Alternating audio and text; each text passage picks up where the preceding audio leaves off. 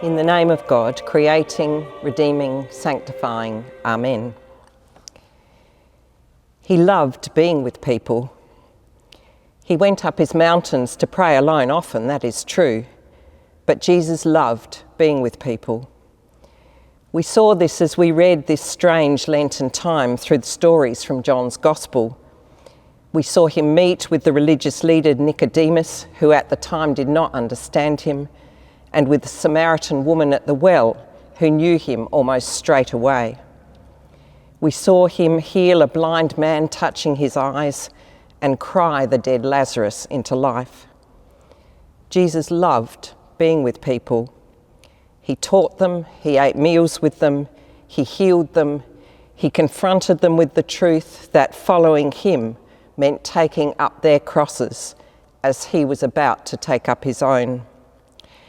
And we know from the scene in the Garden of Gethsemane that giving up his life spent bringing God's love and healing and forgiveness to people was a bitterly difficult thing for Jesus to do.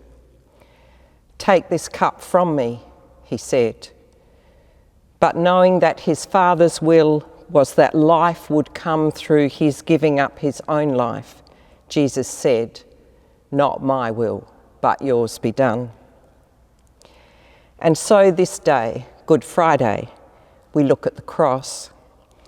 It is perhaps one aspect of our own crosses this year that we find ourselves doing this alone, at home. Here in our cathedral on Good Fridays past, we would have gathered together gazing at a large wooden cross draped in red silk. We would have heard our cathedral choir sing from the gallery, and we would have gathered kneeling at the foot of the cross, bringing Jesus our thoughts and our tears, our guilt and our grief. And then we would have walked in silence to the high altar, and we would have received in silence the body and blood of our crucified Jesus, reserved at the altar of repose in the Lady Chapel from our Maundy Thursday service the night before. This year, when our world is fighting a virus unlike any other seen before, we will do none of these things. This sermon is being recorded on Maundy Thursday in our empty cathedral, that we might be together in worship on Good Friday, though we are physically alone. This year we live our own cross, the cross that COVID-19 has inflicted on the whole world. Jesus loved being with people. So do we, especially on our most holy days. But we cannot, here and across the world. At this time of pandemic, we must live and grieve and pray and ponder Good Friday alone. Our cross is to pray for frontline health workers, to grieve with those bereaved, to worry for our loved ones alone. Jesus endured unjust trials and flogging and humiliation, his back being draped with a purple robe, his head being adorned with a crown of thorns. Jesus was nailed to the cross by Roman soldiers in the cruelest form of execution that humanity had invented at the time. Jesus was silent through his trials, but as he died on the cross, he spoke. 7 last words, tradition has it. So as we sit this year at home, we will spend a little time with a few of these last words, a few of the things Jesus said as he hung dying. His words begin and end with the word, Father. Father, forgive them, for they do not know what they are doing, Jesus says, as he looks at the men who have nailed him to the cross. It may be that as we spend long periods of time at home, what plagues us is guilt and regret. It may be that we have committed a sin of which we are deeply ashamed. It may be that it is more a way of being out of which we wish we could grow. It may be that as we are so constrained, we feel that we have wasted much of our life. Jesus looks at the men before him, and in pain and agony and with his few last breaths, he forgives them. And as he forgives them, he forgives us all. The words in Greek tell us that. This is not a once-only event. It is a once-for-all event. As he forgives these soldiers, he forgives us all. And then when the resurrection comes in all its mystery, as it will this year, and the crucified Jesus stands with the marks of the nails in his hands and the marks of the spear in his side, when he comes and speaks his words of peace and he breathes his spirit on creation, it is the spirit of the one who dying forgave, dying forgives. The Spirit of Christ is the spirit of forgiveness.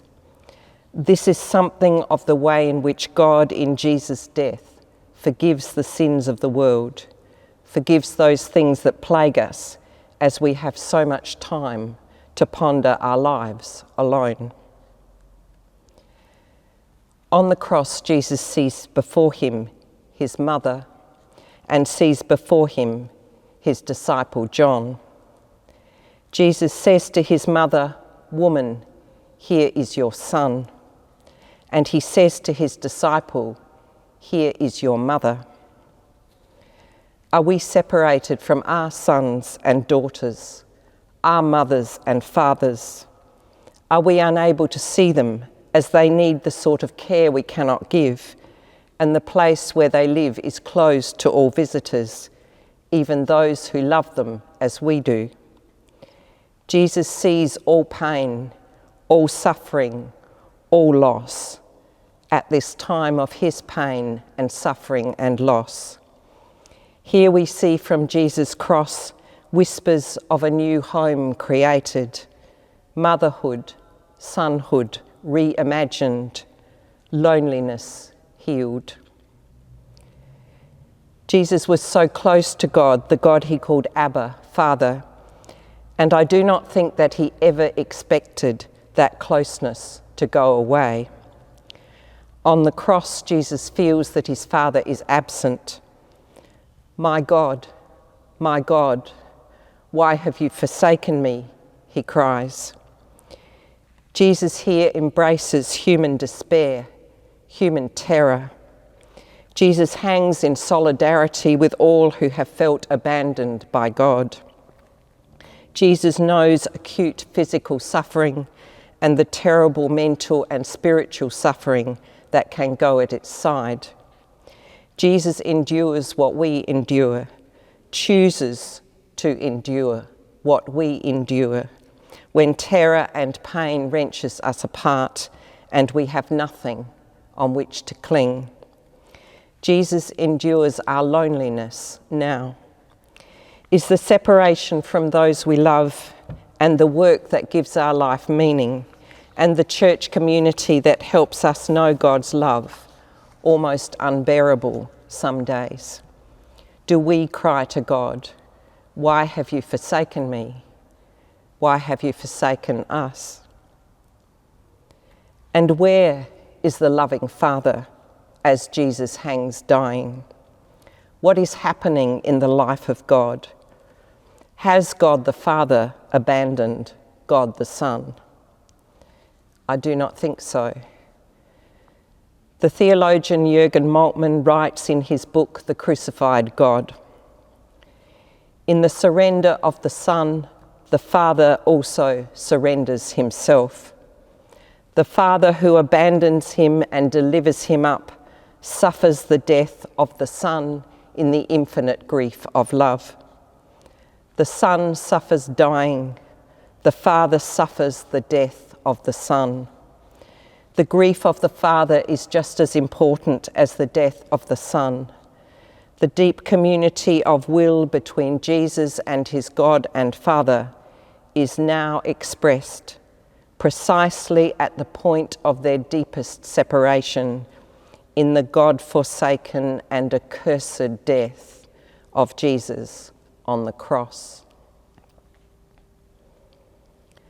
The Father that Jesus knew as Abba looks at the dying Son from a distance and cannot, must not help him.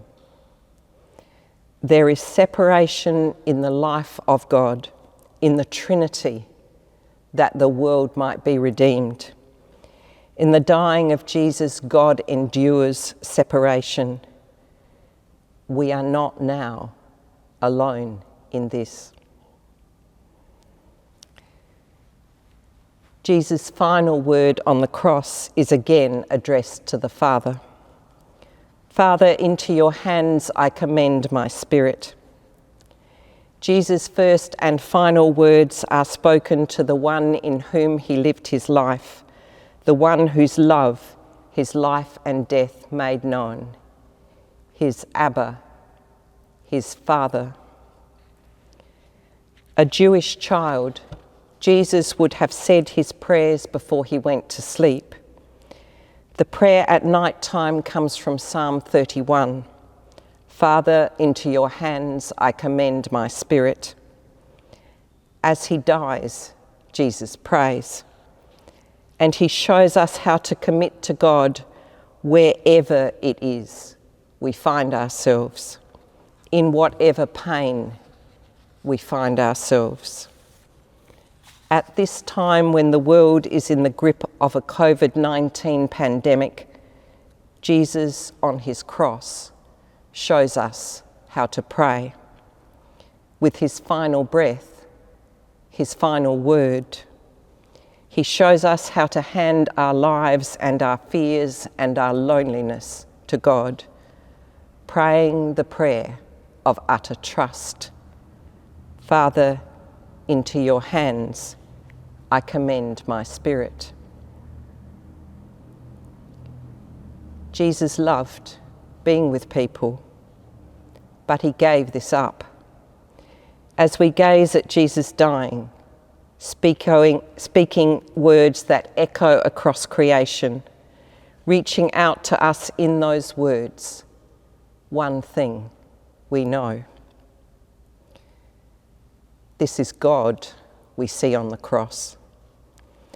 One writer put it this way: the crucified Jesus is the only accurate picture of God the world has ever seen, and the hands that hold us in existence are pierced with unimaginable nails.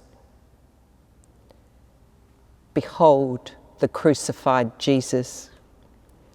Behold the hands that hold us in existence. Behold God.